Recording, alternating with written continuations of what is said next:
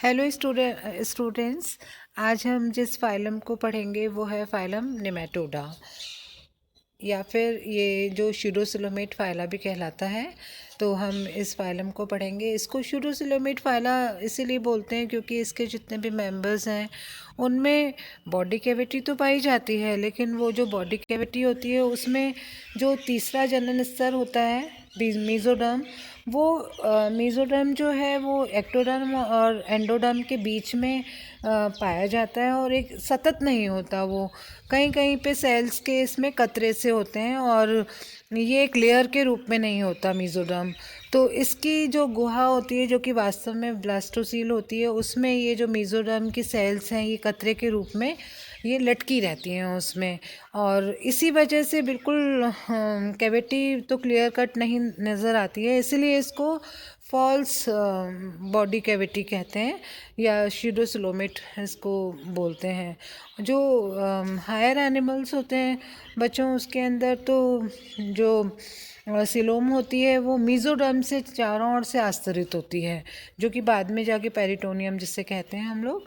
तो ये true coelom होती है, उच्च जो श्रेणी के होते हैं वर्टिब्रेट्स उनमें। तो इसको हम आगे इसको कंटिन्यू रख के करना, इसको फाइलम के बारे में हम पढ़ते हैं। तो इसके जितने भी मेंबर्स हैं वो थ्रेड लाइक होते हैं, धागे के समान, कहने का मतलब है धागे के समान ये देखने में होते हैं, और शरीर पर कोई भी खंड इनमें नहीं पाया जाता है। शरीर बिल्कुल बेलनाकार होता है इनका, सिलेंड्रिकल होता है, और सामान्य इनको बोलचाल की भाषा में राउंड वर्म्स भी कहते हैं या थ्रेड वर्म्स भी कहते हैं। तो जितने भी जो है ये जो थ्रेडवर्म्स हैं ये मेटाजोआ के संघों में जो कीट पाए जाते हैं, इंसेक्ट्स पाए जाते हैं, उनके बाद सबसे बड़ा ये समूह है। और ये जंतु लगभग समस्त प्रकार के आवासों में पाए जाते हैं, जो कि स्थलीय हो सकते हैं, अलवणीय लवणीय जल में भी पाए जाते हैं। और इनमें जो हैं अनेक तो फ्री लिविंग हैं, मुक्तजीवी हैं, और अनेक जो जंतु हैं वो पादप पर या जंतुओं में परजीवी के रूप में भी ये पाए जाते हैं। तो चलिए हम इसके कैरेक्टरिस्टिक फीचर्स की बात करते हैं इस फाइलम के। तो इसमें जो देह गुहा होती है, बॉडी कैविटी होती है, वो शीडोसील होती है, कूट गुहा होती है, और शरीर जो है ट्रिप्लोब्लास्टिक होता है, त्रिस्तरीय होता है, जो कि त्रिस्तरीय भ्रूण से बनता है ये। और ये बायलेटरल सिमेट्रिकल जंतु हैं, इनमें किसी तरह का कोई विखंडन नहीं पाया जाता या कोई उपांग या शुंड नहीं पाया जाता है। इसमें शरीर लंबा पतला बेलनाकार सिलेंड्रिकल वर्मी फॉर्म होता है, और दोनों सिरों से ये नुकीला होता है। और अगर इसकी अनुप्रस्थ काट अगर इसकी लें तो इनका शरीर गोल दिखाई देता है। देह पर कठोर क्यूटिकल का आवरण होता है, क्योंकि ये पैरासिटिक लाइफ जो लीड करते हैं वो क्यूटिकुलर एक आवरण से ढके होते हैं। और ये जो इनकी जो क्यूटिकल है या अधिचर्म या एपिडर्मिस है वो सिंसिशियल होती है, और केंद्रक सिर्फ 4 रज्जु समान रेखाओं में व्यवस्थित होता है इनका। और आहार नाल जो होती है इनमें संपूर्ण होती है, मुख से गुदा तक इनमें पाई जाती है आहार नाल। मुख और गुदा जो है एंटीरियर और पोस्टीरियर एंड पर होते हैं। और आहार नाल में जो माउथ है, मुख है, वो बकल कैविटी में, फिर फेरिंग्स, देन इंटेस्टाइन, और फिर रेक्टम में होता है। और रेक्टम जो है वो एनस में एनस खुलता है रेक्टम से। तो इसके अंदर जितने भी और भी जो संरचनाएं पाई जाती हैं वो है हुक्स हैं, स्टाइलेट्स हैं, इसके अलावा टीथ इनमें पाए जाते हैं। अब नेक्स्ट जो है इनकी जो बॉडी वॉल है, इसमें लॉन्गिट्यूडिनल मसल्स के थ्रेड्स पाए जाते हैं इसमें। और इनमें जो है सर्कुलर जो है पेशियाँ या मसल्स वो नहीं पाई जाती, और इनमें किसी भी तरह का कोई ट्रू सर्कुलेटरी सिस्टम नहीं पाया जाता। देह गुहा जो है वो कूट गुहा तो कहलाती ही है, और ये आहार नाल और देह भित्ति के बीच में होती है ये देह गुहा, जिसमें उपस्थित तरल जो होता है वो हाइड्रोस्टैटिक जो स्केलेटन है, और सर्कुलेटरी सिस्टम है इसका कार्य करता है ये। और इसमें जो श्वसन है वो श्वसन तंत्र द्वारा नहीं होता, ये नहीं पाया जाता। और जो गैसियस एक्सचेंज है वो सीधा देह की जो सतह है, बॉडी सरफेस है, उससे होता है।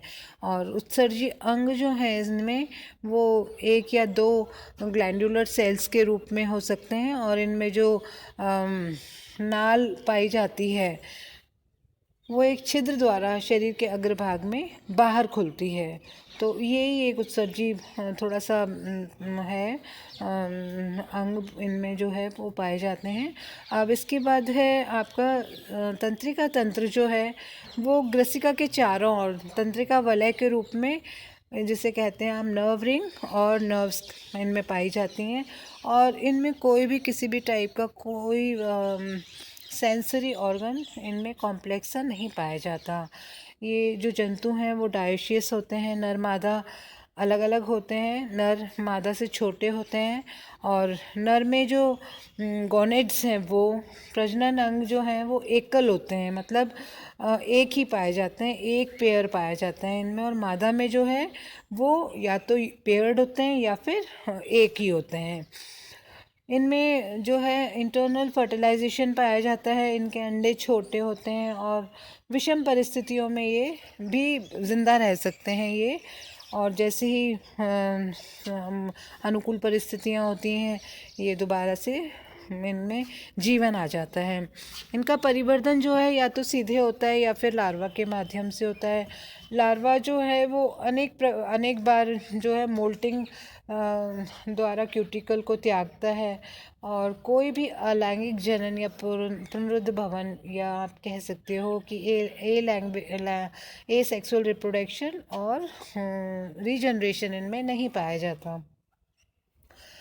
आंतरिक अंग जो होते हैं इंटरनल ऑर्गन्स, उनमें जो संख्या है कोशिकाओं की संख्या वो निश्चित होती है।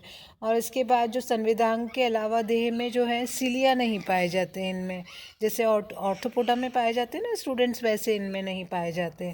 नेमेटोड्स जो है चपटे कृमियों से आकार में थोड़े भिन्न होते हैं, अलग टाइप के होते हैं। वो तो डोर्सोवेंट्रली फ्लैट होते हैं, मैंने बताया आपको, रिबन लाइक होते हैं, लेकिन ये गोल होते हैं, बेलनाकार होते हैं। और इसमें पक्षमाप चूषक भी नहीं पाए जाते जैसे कि प्लैटिहेल्मिन्थीज़ में पाए जाते हैं। और इनकी आंत्र जो है इंटेस्टाइन इनकी पूर्ण होती है, जबकि प्लैटिहेल्मिन्थीज़ वगैरह की लिवर फ्लूक में अपूर्ण होती है, इनकम्प्लीट होती है। और उसमें तो होती ही नहीं है स्टूडेंट्स फीताकृमि में, लेकिन इनमें नेमेटोड्स में जो इंटेस्टाइन है वो कंप्लीट होती है।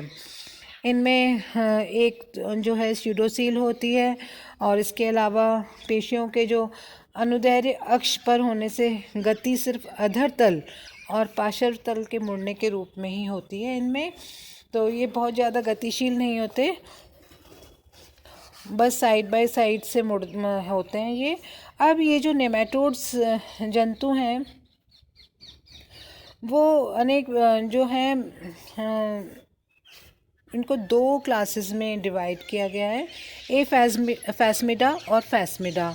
फैस्मिड्स जो हैं, ये फैस्मिड्स जो होते हैं ना स्टूडेंट्स, ये संवेदी अंग हैं जो कि इनके शरीर पर उपस्थित होते हैं। और जिन पे उपस्थित होते हैं वो फैस्मिड्स कहलाते हैं, जिन पे उपस्थित नहीं होते वो फैस्मिड्स कहलाते हैं। फैस्मिड्स जो हैं वर्ग या क्लास फैस्मिडा जो है, तो इस वर्ग के सदस्य में जो फैस्मिड्स हैं वो अनुपस्थित होते हैं।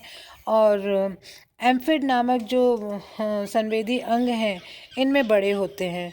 इनके अलावा उत्सर्जी नाल इनमें अनुपस्थित होती है या अल्प विकसित होती है। और जो मेल्स होते हैं ये फैस्मिडा के, उनमें जो है पुच्छीय पंख जो होता है, कॉडल एली, ये नहीं पाया जाता। और इसके जितने भी मेंबर्स हैं फैस्मिडा के वो स्वच्छ जल और समुद्री जल में मुक्त जीवी के रूप में पाए जाते हैं। और इस वर्ग का जो उदाहरण है वो मैंने आपको व्हाट्सएप पे डायग्राम आपको नेमेटोड्स के दिए हैं, तो आप देखिए डायग्राम में। एक तो ये ट्राइकेनेला है और ट्राइचोरस है, ये इसके फैस्मिडा के एग्जाम्पल्स हैं। अब है अपना दूसरा जो क्लास हम पढ़ेंगे वो है फैस्मिडा। तो फैस्मिड्स जो जिनमें उपस्थित होते हैं वो क्लास फैस्मिडा में उसको रखा गया है। इनमें जो अग्र संवेदी अंग फैस्मिड जो है वो छिद्र के समान होता है। इसके अलावा उत्सर्जी तंत्र जो है उसकी जो ट्यूब्स होती हैं, नालें होती हैं, वो पेयर्ड होती हैं, युग्मित होती हैं। और इनके सदस्य जो है मुक्तजीवी भी हो सकते हैं और परजीवी भी हो सकते हैं।